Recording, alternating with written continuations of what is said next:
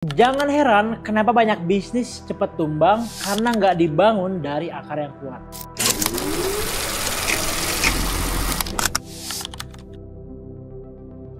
Aku ngeliat banyak banget orang yang buka usaha cuma ikut-ikutan doang. Ngeliat tren, FOMO, sesuatu yang viral. Dan akhirnya apa? Bisnis mereka cepet laris tapi cepet tutup juga. Contohnya, kamu ingat gak yang namanya es kepal Milo? Di saat itu, di bulan puasa, rame banget dan ngetren banget yang namanya es kepal Milo dari negara sebelah. Nah akhirnya di negara kita, banyak banget orang yang buka usaha es kepal Milo, bahkan sampai dijual sebagai bisnis opportunity. Beli gerobak, beli bahan baku, itu langsung bisa dapat peluang usaha untuk ngebuka bisnis es kepal Milo. Tapi yang terjadi apa? Baru beres lebaran langsung sepi banget, cuma rame sebulan doang. Banyak banget orang yang udah modal jutaan bahkan puluhan juta itu akhirnya jadi sia-sia karena dia bangun bisnis hanya ngeliat tren atau yang viral doang. Nah untuk memulai bisnis kita nggak bisa hanya melihat dari tren doang atau dari modal doang. Kita benar-benar harus melihat jeli.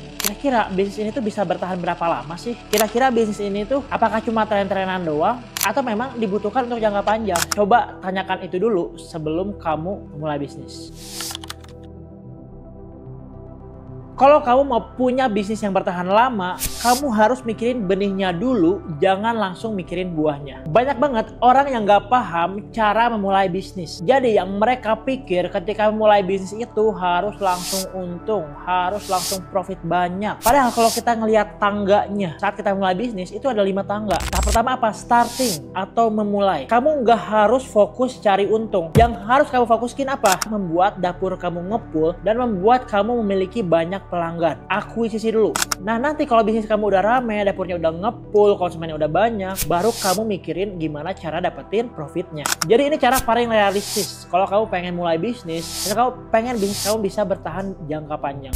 Kalau kamu pengen nih, aku kirimin PDF 5 tangga bisnis ini, kamu bisa klik aja link di deskripsi. Nanti aku bakal kirimin link PDF 5 tangga bisnis ini kalau kamu pengen tahu apa aja tahapannya dari starting sampai nanti di tahap akhir investing. Klik aja link di deskripsi ya.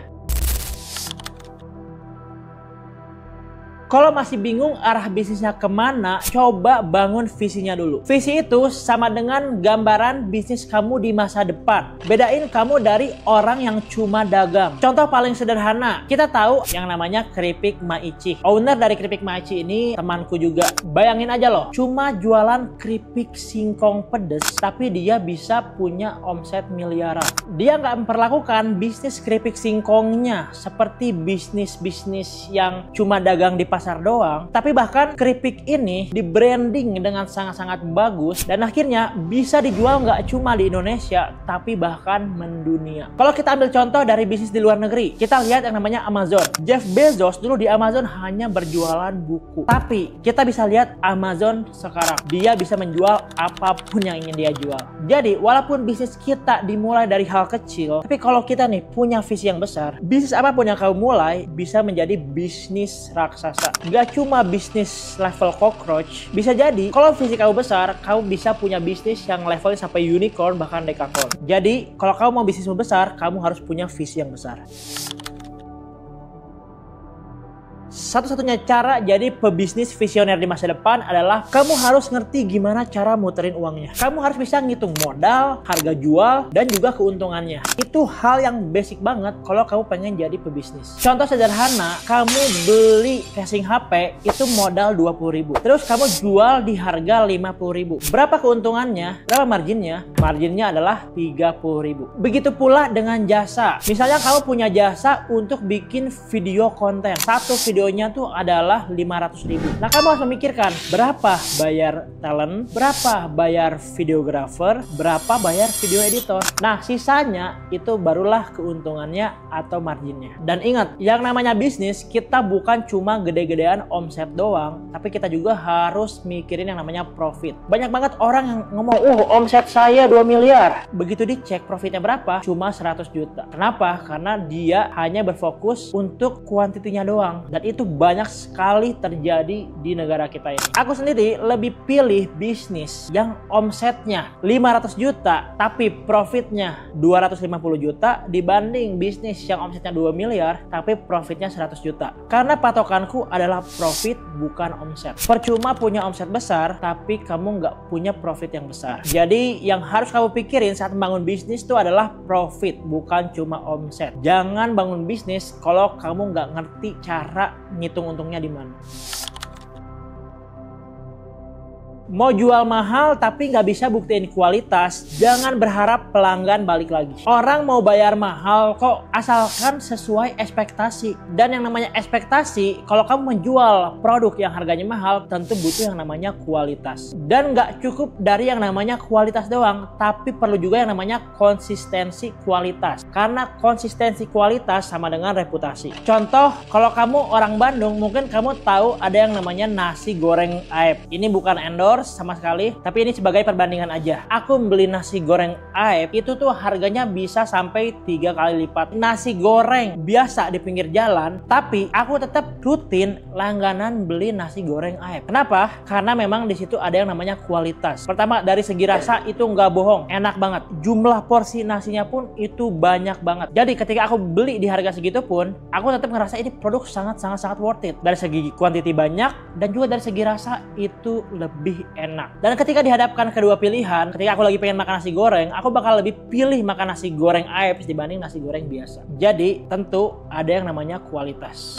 Jangan bilang produkmu kualitasnya premium kalau ternyata biasa aja. Kecuali kamu memang udah bisa bermain bisnis di level dimana orang udah nggak ngelihat harga lagi, seperti merek-merek fashion branded dari Paris. Tapi aku tahu nggak semua orang bisa melakukan itu. Jadi sebelum ke situ, buatlah ekspektasi yang sesuai dulu untuk membeli.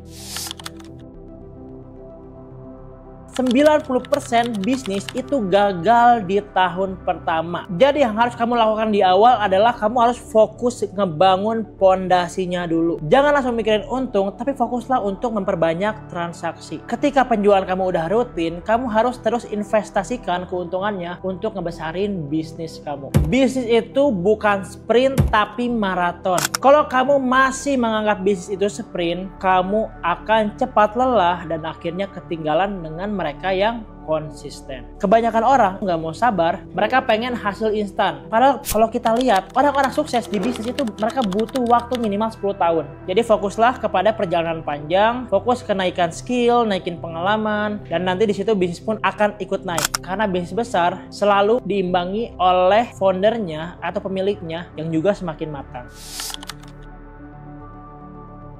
Kalau kamu pengen bangun bisnis jangka panjang, kamu harus bangun fondasi yang kuat. Jangan cuma fokus ngejar angka, tapi fondasi kamu rapuh. Dan buat kamu nih yang pengen bisa nge-launching produk pertamamu, aku juga udah siapin planner yang sangat-sangat cocok buat kamu, namanya D-Roller. Jadi di planner ini aku udah siapin semua tahapannya dari awal riset produk, riset market, sampai nanti akhirnya produk kamu bisa di-launching ke market. Nah, kalau kamu pengen dapetin plannernya, kamu bisa langsung aja klik link di deskripsi atau di pin komen. Cuma seharga kamu traktir aku ngopi di cafe. Dan terakhir, kamu lihat visimu apa value kamu, gimana cara kamu muter uangnya, dan apakah bisnis yang pengen kamu mulai adalah produk fisik, produk digital, atau jasa. Coba komen di bawah.